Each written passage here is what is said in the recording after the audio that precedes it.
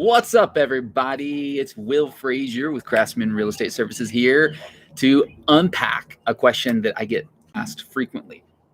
That question is, hey, what do you think about this house? And we're talking about what we think about a house, and many times it's inevitable that I cannot explain the thoughts about a home without diving into a comment like this. Man, it's got a convertible garage, and I don't love that. And then the inevitable follow-up question is, hey, what's your reasoning for not liking the converted garage? Something that a new friend, Jonathan, and I were talking about today.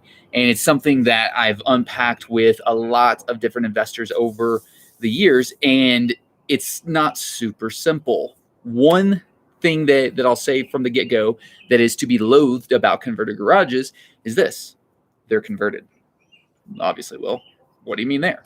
They're converted, which means I don't have the option to convert it. It means that somebody has already looked at it and said, you know what? I'm going to extend the square footage into the garage and extract that value. I say extract that value in bunnies because who knows what kind of job they did? Who knows whether that person was a savvy craftsman, a ninja, a skilled practitioner, or if they were just a dope that said, no, we need another garage, but a bedroom.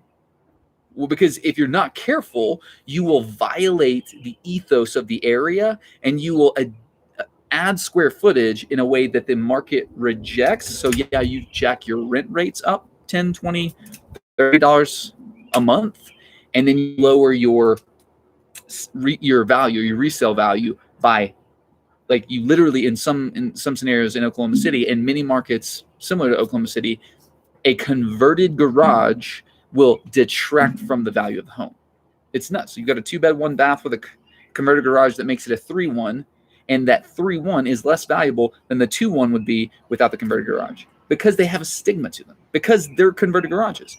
Now, in other scenarios, in the exact same neighborhood I was just thinking of, in the Village, you'll have people who go in and with skill, with quality, with beautiful artistry, they will come in and they will convert a garage and make a well-appointed, well-presented, well-designed 3-bed, 2-bath.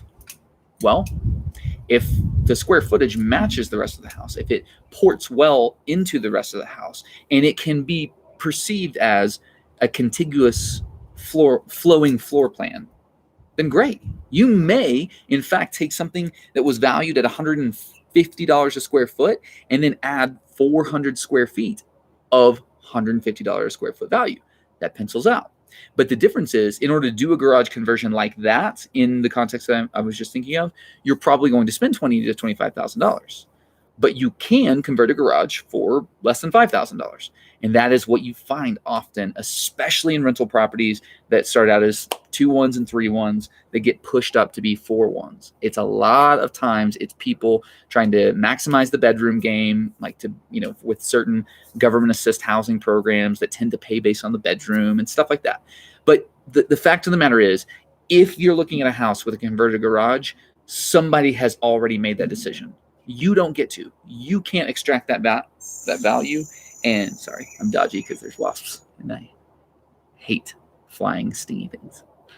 It's a stupid weakness of mine. But you don't get to make that decision. You don't get to decide whether that's a lever you want to pull. Hey, we've got 400 square feet out there, or hey, we got 660 square feet out there. That what if we converted that into heated and cooled and finished square footage and increase the value? You don't get to make that decision. Somebody else did, and you are being asked to pay for it. Either you're paying for their excellence, or you're paying for their idiocy, and control is the name of the game. Another reason I don't like garage conversions is because if it happens enough in an area, the whole area sucks. Like if you drive through, and you see this in Oklahoma City a lot, drive through Midwest City areas, parts of Midwest City that are considered renter cities, and you'll see like 1 in every 3, sometimes even 1 in every 2 houses converted. Same thing in Moore, in the southwest part of Oklahoma City. Go to North Moore, the area, Janeway and like 119th or Southeast 27th is ringing a bell, but that area that's traditionally or commonly older homes and rental homes now, those areas, like half of the homes in lots of streets have converted garages. When you have converted garages, where do you park? When you have converted one-car garages, where do you park?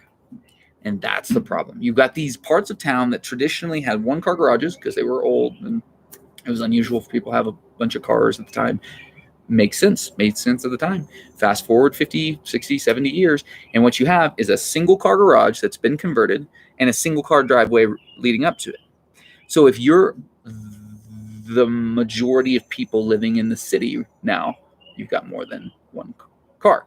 So now you're playing a game of you got someone in the driveway, and you're either going to stack your single cars, and then you're going to have to play the, that Yahtzee domino Jenga game where you got to back one car out to get the other car out, or you're not going to do that, and you're going to park one in the driveway and one on the road. And then you've got that kid that gets a little bit older, and now they've got a car, or you've got a roommate that's like, whatever the story is, all of a sudden there's 3 cars. Where does that extra car go? On the road.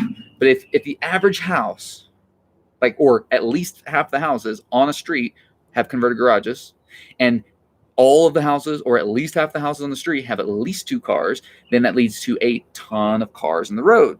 So, and if you look down a street that has a ton of street parking in cities like Oklahoma City, this does not apply to, Manhattan, Queens, the Bronx, mega cities, or tier 1 cities. This is like tier 3 and tier 4 cities.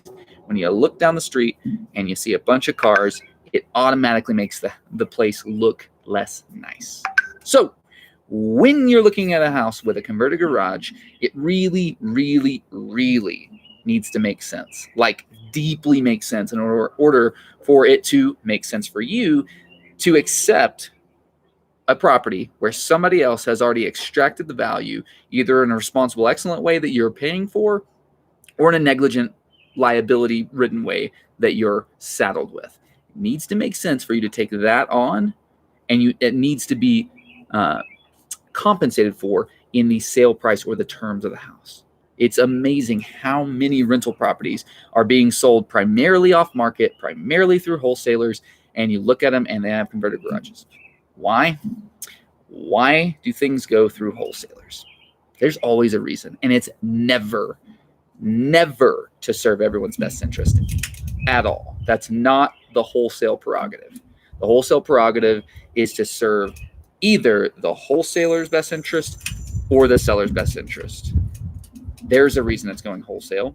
And if you see a disproportionate number of homes with converted garages on the wholesale channels, you got to stop and ask why. All right.